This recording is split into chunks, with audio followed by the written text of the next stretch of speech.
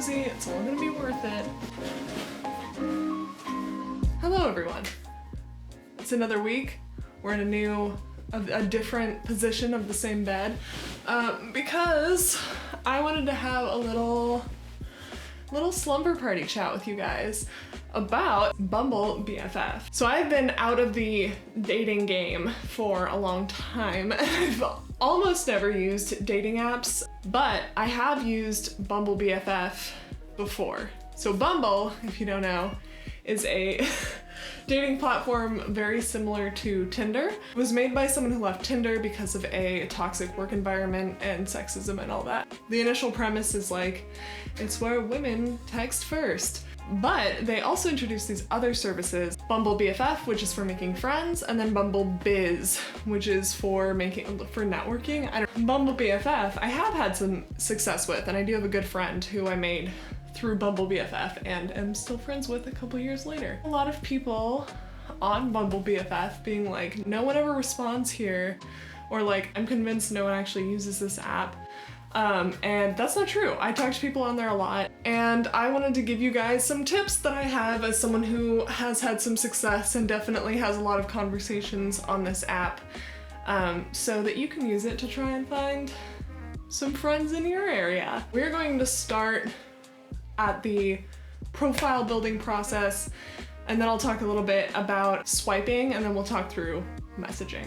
So first thing we're gonna do is take a look at the profile. One of the biggest mistakes that I see on people's profiles is that they're very vague. It'll say something just like, looking for friends, I like brunch, I like going out to eat. And I think something that can be hard for people on Bumble BFF versus like a dating profile is your pictures are much less of the story here. They're not the story, they are important. But if you're not giving me concrete details about who you are and what you like and what you do, then I'm probably not gonna swipe right on you because I have no idea if we have anything in common. My first tip in here is have a good description. I've seen really successful descriptions that are just like, I like this and this. I like board games and roller skating. I like movies and books. Those are all really good. Anything really specific. If you're doing anything big like I like music or I like movies, make sure you list some of your favorites. You want to make sure people know who you are, what you like to do, what you enjoy. The next thing is a call to action, and I'm sorry, this is my marketer brain coming out, but I'm using it to help you make friends, so force for good, not a force for evil. And the call to action can be a couple of different things. I have on there, I'm an illustrator and photographer, and I'm looking for people to do creative things with and to create things with. If I say something like, I'm looking for people to go to a bar with, that can kind of be anyone because like I've gone to bars with my coworkers, I've gone to bars with friends, I've gone to bars with acquaintances. It is just like really, really vague. But when you come down into, I want to do photography or I want to draw with something, then you're getting a little more specific, and it's gonna give people more confidence that you're someone that they want to talk to. My partner's call to action is tell me about the most recent book that you read, which is a really good one. Some people will say, tell me your favorite spot to eat, tell me your favorite horror movie, your favorite board game. Any of those are good. And if you are thinking, well, I just want to go get drinks with someone, or I just want to be able to get brunch with someone, then you might need to get a little more specific in your own head. So the more specific you are, the more relatable you're going to be to more people. And that's what you want, is you want people to look at your profile and be like, we are going to click if we meet up. The next thing are these questions. They have questions that you can answer, and I think that these are good ones to include, but I see a lot of people using these really poorly. So you'll have a lot of people who are like, so some of these questions are pretty generic, like we have nightclub or Netflix. I haven't seen anyone answer that one in a way that makes me more interested in talking to them. And same with like beach or mountains. There are some that are a little more specific or let you get a little more specific. Well, must-see movie is I think a good one, because you can say like, here's my favorite movie or a movie I really want everyone to see and I want to talk about. My mother would describe me as, if I could guest star on a show I would be on. If I had an extra hour in the day, I would. Basically, there are all of these questions, and what you want to do is pick questions where you have something that you can list here, where if you saw it, you'd be like, ugh, yes, that is someone I want to talk to. So I, as an older sibling with ADHD, came in here, gave the like most basic bitch answer for my 3rd grade teacher described me as, and I said an absolute pleasure to have in class, which is a lie because I didn't go to 3rd grade, but you can lie on the internet. So pick a couple of questions that you think you can answer in an interesting way. One way to think about this if you're having trouble is, what are things that you've talked to your friends about recently? So did you recently talk to friends about how you love playing board games, or a certain movie that you were just talking about for hours, or anything like that? Anything that you've clicked on recently, you can include that here and just kind of know that someone else is gonna click with that too. It's not that someone needs to see that you have the exact same interests as them, but that you have interests that fit with their interests. So I personally am not into super like witchy tarot stuff, but I get along really well with people who are. So knowing that stuff helps me out a lot. And then lastly, we have the photo section. So ideally you want photos of you doing things. So I have a picture of me roller skating. I think you want your main picture to look less posed than maybe some of your other ones. Ideally, if you have a picture of you like at brunch or painting or doing anything, that's a great one to go there. And then for your later pictures, they can relate more to activities that you want to do. So if you're really into bouldering, have a picture of you bouldering. If you're really into photography, have pictures of photos you've taken, or if you're into art, have illustrations that you've done on there. Again, you just want things that will help people click with you, and that can be different for everyone. So another thing I see people say a lot is like, I'm into fashion, and that is a lot less interesting to me than like, I want someone to talk about runway shows with, or I want someone to talk about Project Runway with, or I want someone to talk about this brand that I really like with. One thing that's pretty common is I love working out.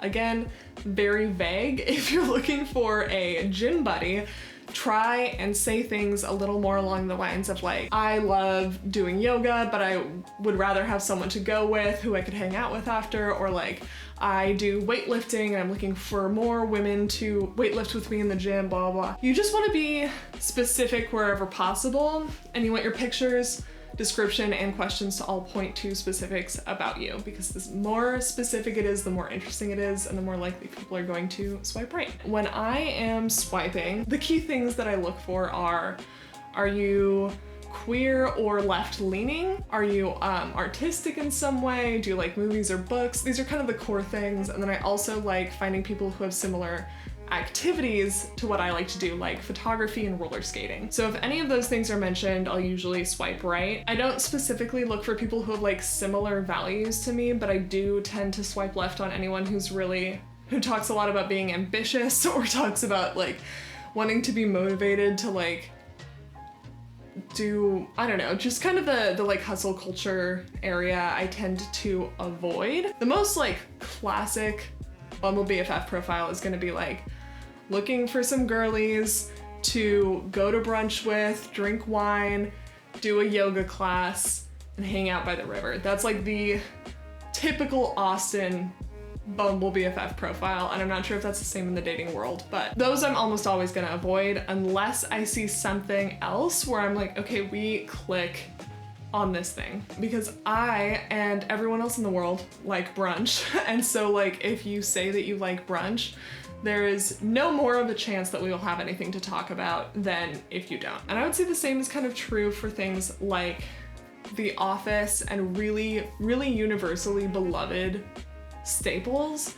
I would avoid listing, because essentially what you're saying is, one of the most interesting things about me is I like this thing that everyone likes, which is it's not bad to like things that everyone likes, but there's probably something more interesting you could say about yourself in this initial thing. And maybe you can have in like, what show would you guest star on? That show that you really love. A red flag that I always swipe left on is I am looking for girls to hang out with because I only hang out with my boyfriend, or I just got out of a relationship so I don't have any friends. Those are red flags, a great way to tell me that you are not great at upkeeping your friendships. If you're telling me right off the bat that you're not good at it, and you are not necessarily recognizing that it's not because you were in a relationship that you don't have any friends, but because you neglected your friendships and now you can't do that anymore because you don't have a relationship.